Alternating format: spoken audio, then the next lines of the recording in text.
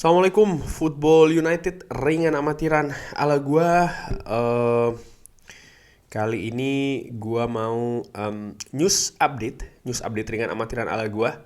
Seperti biasa, gua ambil dari manchestereveningnews.co.uk dan juga mungkin nanti dari ya akun Twitter lah ya, bahas soal masalah news, update, gosip, rumor.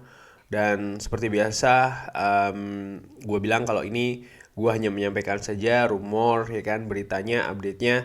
Dan pasti nanti akan gue kasih opini juga apakah gue percaya atau tidak. Tapi keputusan akhir mengenai kabar-kabar ini ya gue serahkan lagi kepada teman-teman di rumah.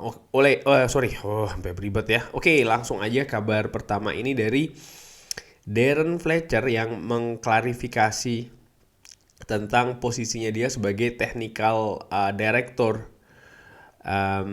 Ini kalau gue rangkum ya, kurang lebih dia ini mengatakan kalau perannya dia ini adalah untuk menjadi jembatan di masa transisi di ya ini tadi ya, peralihan antara Ole Gunnar Solskjaer ke Ralf Rangnick. Ditambah lagi fakta Kieran McKenna cabut ya kan, lalu Michael Carrick juga cabut. Jadi ya perannya dia ada di itu tadi, bagaimana menjembatani Ralf Rangnick dengan tim barunya dan juga dengan klub ya kan. Nah, dikatakan demikian. Dia juga sempat menyinggung soal masalah apa namanya? Gua lupa nih, tentang masalah set piece di mana kita ini kan punya pelatih set piece ya, khusus ini namanya Eric Ramsey.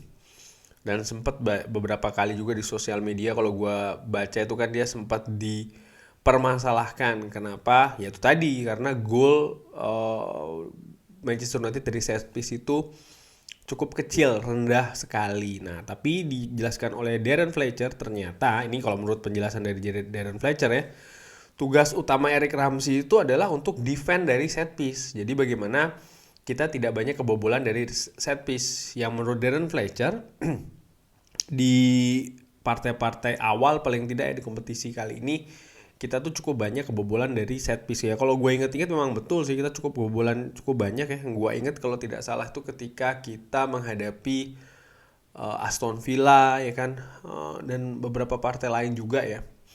Tapi kalau memang itu yang dikatakan ya kalau tidak salah ya, karena kita memang lebih baik, artinya dalam bertahan dari set piece lawan. Cuman permasalahannya adalah sekarang itu tadi, bagaimana kita bisa memanfaatkan set piece yang ada di kubu kita ya.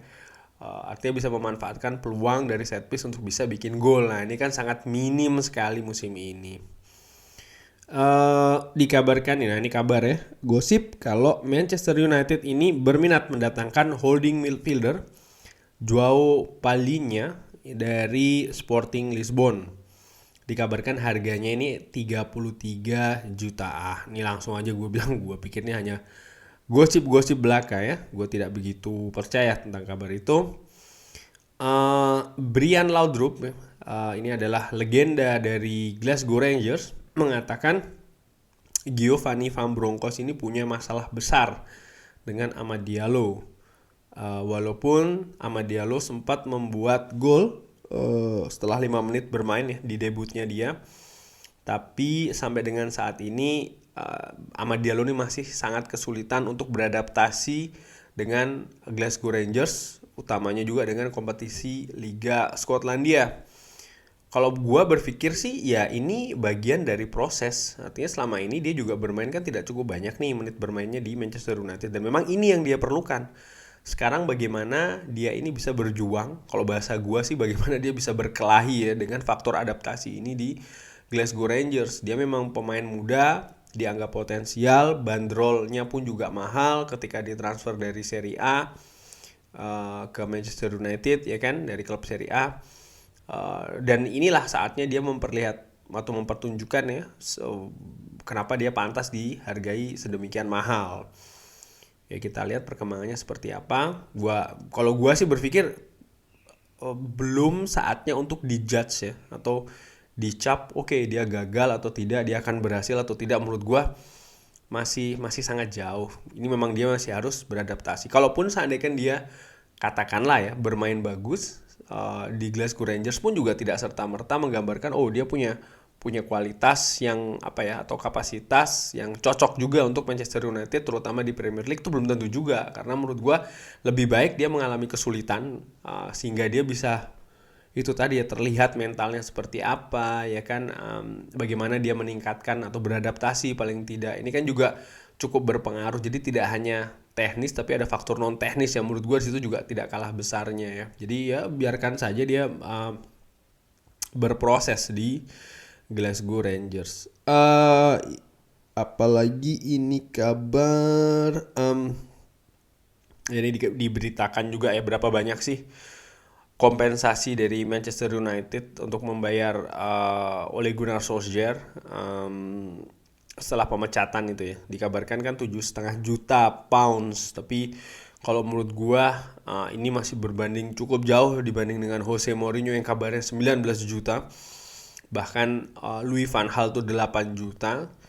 Dan bahkan David Moyes yang belum sempat tidak sampai genap 1 tahun itu 5 juta. Jadi nilai Ole Gunnar Solskjaer menurut gue termasuk yang paling kecil dibandingkan dengan beberapa pelatih sebelumnya. Dan total Manchester United sudah mengeluarkan kurang lebih dari 40 juta nih kalau gue nggak salah hitung ya, kompensasi pelatih-pelatih yang dipecat ini ya pasca Sir Alex Ferguson.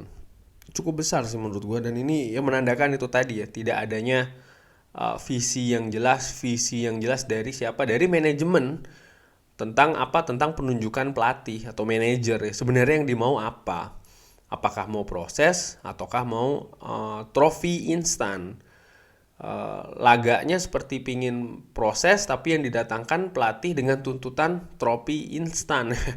Ini sih nggak nyambung kalau menurut gua ya. Jadi ya akhirnya setelah manajer tersebut datang baru bingung nih arahnya mau seperti apa ya kan. Padahal ketika pertama kali didatangkan, nah ini bagaimana juga negosiasinya, alasannya mendatangkan pelatih ini apa, apakah cuma karena CV, nama dan lain-lain saja. Ini kan juga menurut gua perlu dilihat gitu ya. But ya itu tadi kabarnya dikabarkan juga kalau Manchester United ini berminat mendatangkan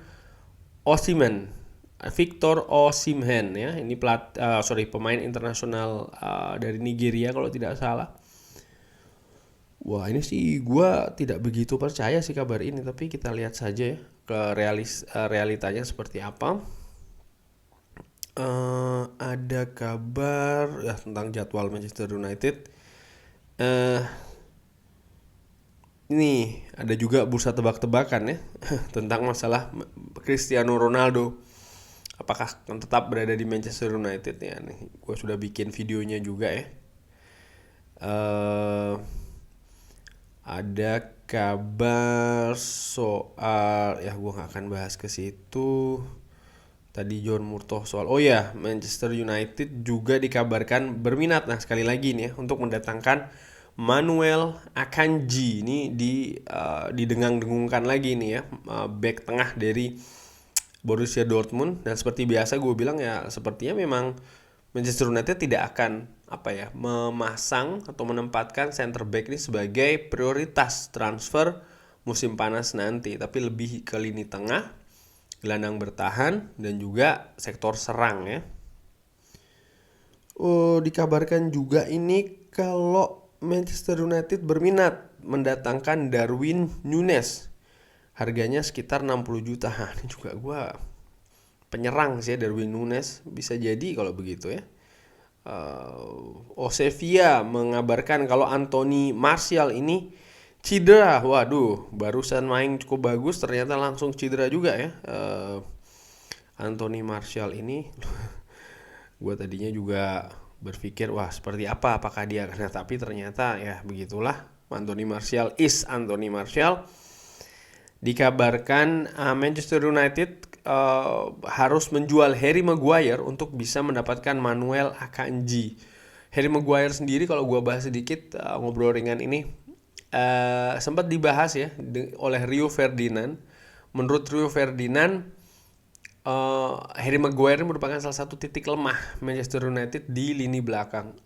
Untuk beberapa permainan terutama atau pertandingan ya, terutama musim ini, gue sepakat bahwasanya musim lalu dia tampil cukup bagus, itu kita juga tidak bisa pinggirkan. Nah, sekarang permasalahannya adalah mengenai kabar harus menjual Harry Maguire untuk mendapatkan back baru, dan menurut gue ini tidak akan mudah.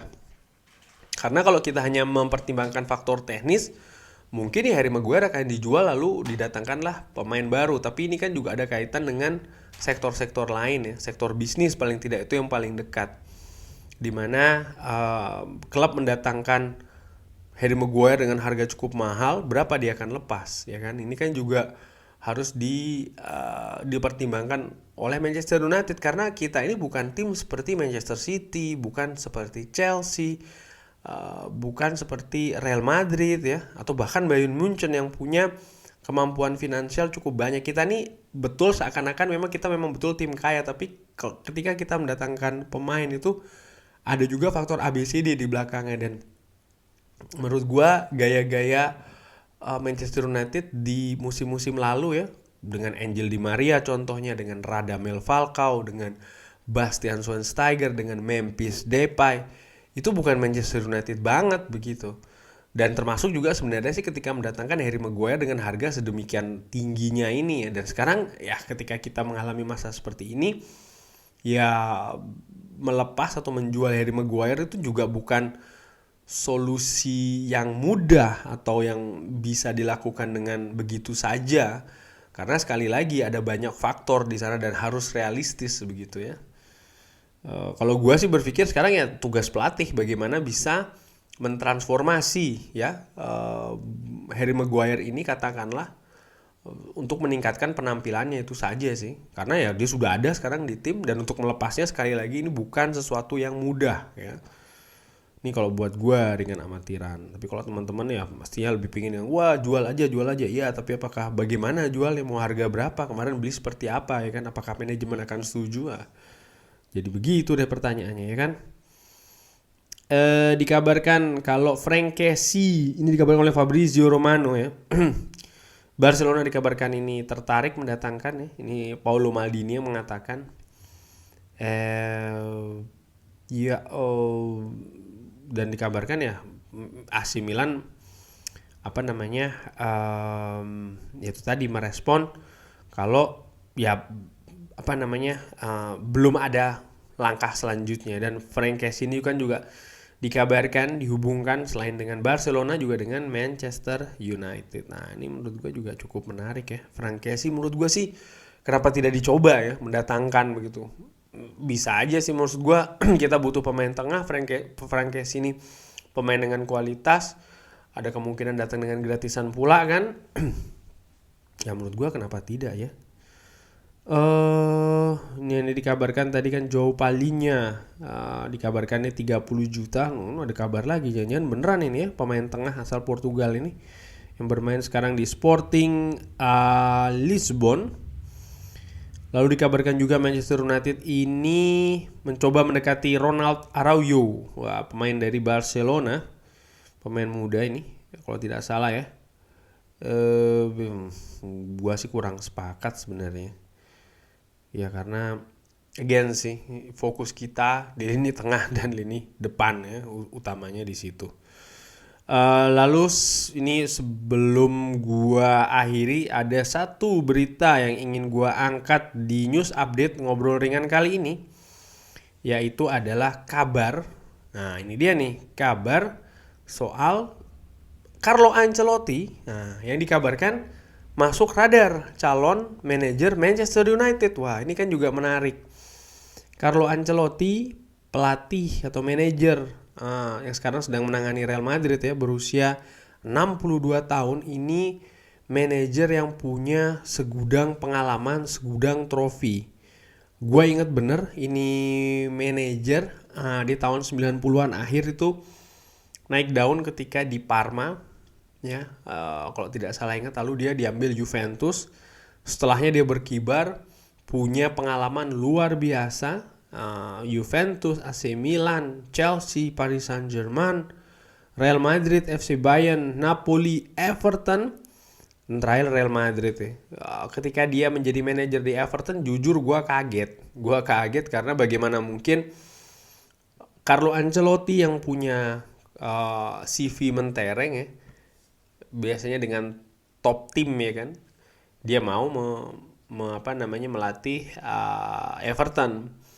Yang gue dengar sih pada saat itu kabarnya memang Everton bersedia untuk membackup dia dengan transfer yang besar, karena kan memang ya dia selama ini melatih tim-tim besar juga budget transfernya tinggi, jadi dia bisa mendatangkan pemain-pemain bintang sesuai dengan seleranya Carlo Ancelotti ini. Tapi tidak cukup banyak kalau gue pikir ya pemain-pemain bintang yang didatangkan di sana.